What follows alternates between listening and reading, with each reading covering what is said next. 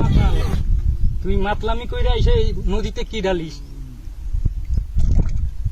আমি এই নদীতে আমি তো শরবত বানাচ্ছি।